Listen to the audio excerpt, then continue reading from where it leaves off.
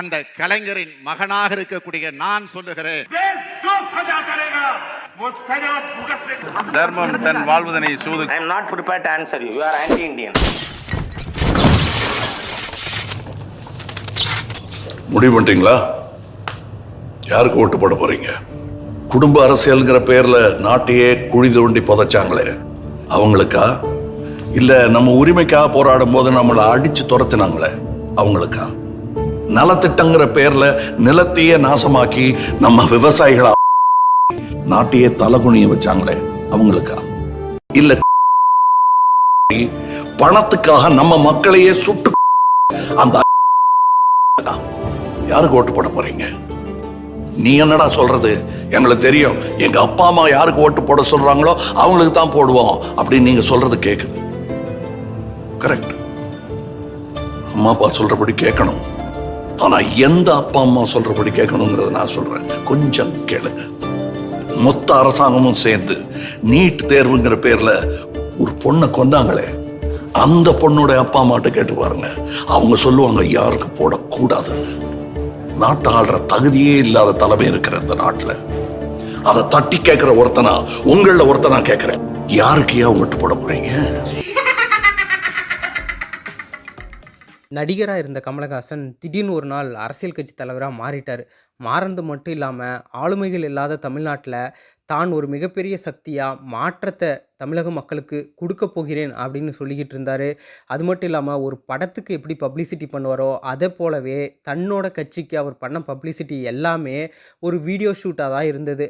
அதாவது தன்னையே ஒரு பாரதியாராக காமிச்சிக்கிறது. அது மட்டும் இல்லாமல் ஒரு தொலைக்காட்சி பெட்டியில் ஏற்கனவே ஆண்ட ஆளும் கட்சிகளோட வாய்ஸ் வரும்போது அதை தன்னோட சின்னமான டார்ச் லைட்டை கொண்டு வேகமாக அடிச்சுட்டு அப்படியே பேக்ரவுண்டில் ஒரு கருப்பு கலர் பேக்ரவுண்ட் வச்சுட்டு அதில் பேசி தமிழக மக்களை, குறிப்பாக இளம் வாக்காளர்களிடையே குழப்பத்தை ஏற்படுத்திய கமலஹாசன் யாரை எதிர்த்து அரசியல் செய்வதாக சொன்னாரோ அதில் ஒரு கூட்டணியில் இன்றைக்கி ஒரு சீட்டை வாங்கிட்டு தஞ்சம் அடைஞ்சிருக்காரு. அதை பற்றி தான் இந்த காணொலியில் பார்க்க போகிறோம். இது சாமானியனின் பார்வையில் அரசியல்.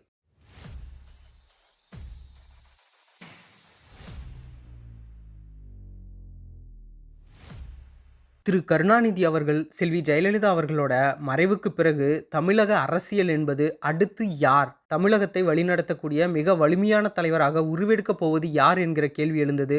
மிக நீண்ட காலமாக அரசியலுக்கு வருவாரா என்கிற கேள்வியில் இருந்த திரு ரஜினிகாந்த் அவர்கள் அரசியல் வருகையை அறிவித்தார். அதாவது 4 முனை போட்டியாக தமிழக அரசியல் இருக்கப் போகிறது என்று அனைவரும் எதிர்பார்த்த நிலையில், அதாவது திமுக ஒரு கூட்டணி, அதிமுக ஒரு கூட்டணி, நாம் தமிழர் ஏற்கனவே தனித்து போட்டியிடுவதாக அறிவிச்சிருந்தாங்க. அது மட்டும் இல்லாமல் திரு ரஜினிகாந்த் அவர்களோட வருகைன்னு 4 முனை போட்டியாக 2021 களம் இருக்கப் போகிறது என்று அனைவரும் எதிர்பார்த்த நிலையில் திடீரென்று தனது அரசியல் அறிவிப்பை அறிவித்தார் கமல் அவர்கள். அது பொதுமக்களுக்கு மட்டும் அல்ல, கமலோட ரசிகர்களிடையே ஒரு ஆச்சரியத்தை ஏற்படுத்தியது. அதுவரை அரசியலுக்கு அவர் வருவார் என்கிற எண்ணம் அவரோட ரசிகர்களிடத்திலேயே இல்லை.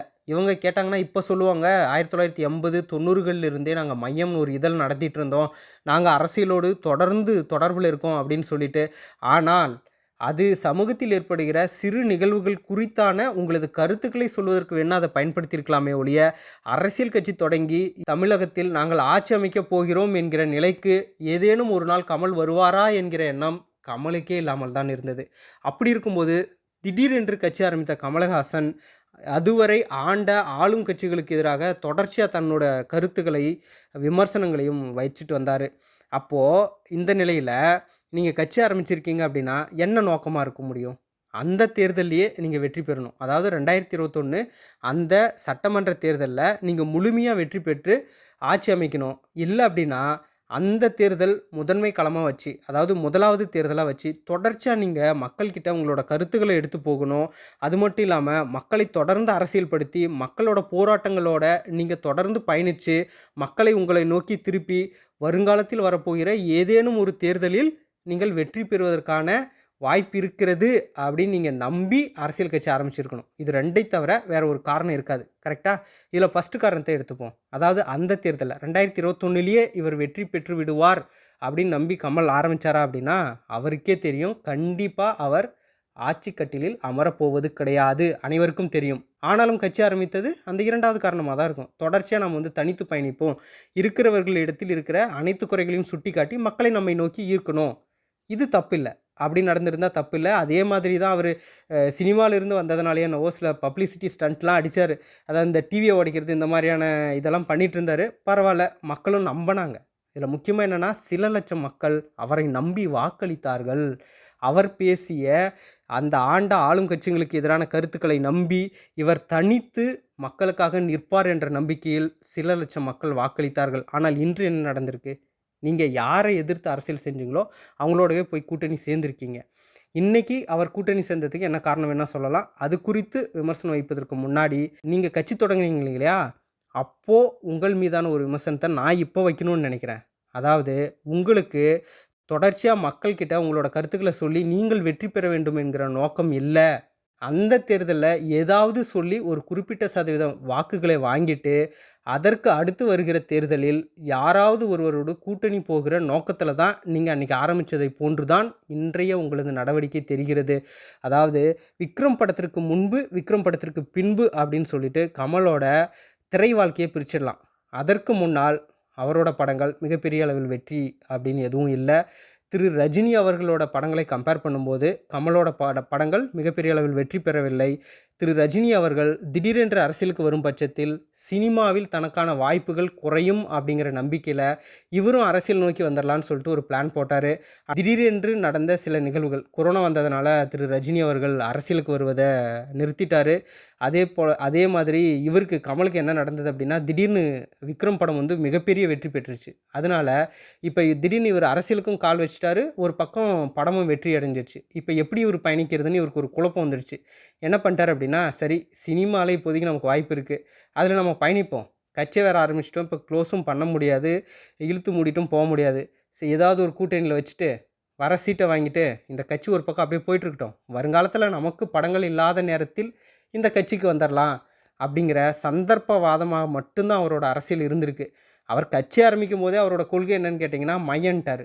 என்ன அப்படின்னா, அவருக்கு தனிப்பட்ட கொள்கையை எதுவும் சொல்ல மாட்டாராம். இஷ்யூ வரும்போது அந்த இஷ்யூவை அனலைஸ் பண்ணி நியாயம் எந்த பக்கம் இருக்கோ அந்த பக்கம் நிற்பேன் அப்படின்னு சொன்னார்.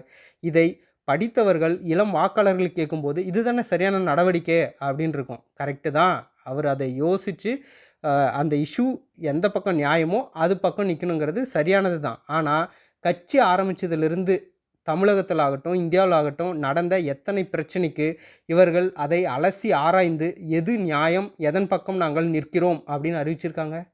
அப்படி ஒன்றுமே அறிவிக்கலையே, வெறும் சந்தர்ப்பவாதம். இவர் பண்ணது என்ன அப்படின்னா, இவரை நம்பி வாக்கு செலுத்தினாங்க இல்லையா அத்தனை லட்சம் மக்கள், இவர் தனித்து நிற்பார் அப்படின்னு சொல்லிட்டு அவங்கள ஏமாற்றிருக்காரு. அது மட்டும் இல்லாமல் இப்போ மக்களிடத்தில் எந்த மாதிரியான அவநம்பிக்கையை ஏற்படுத்தியிருக்காரு அப்படின்னா, யார் வேணால் வருவாங்கப்பா, நான் மாற்றத்தை தரேன்னு சொல்லிட்டு ஒரு தேர்தலில் தனித்து நிற்பாங்க, அதுக்கு அடுத்த தேர்தலில் யாரோடையாவது கூட்டணி போயிடுவாங்க அப்படின்னு தோன்றுகிற ஒரு அவநம்பிக்கை கொடுக்கக்கூடிய அளவில் தான் இவரோட நடவடிக்கை இருக்குது.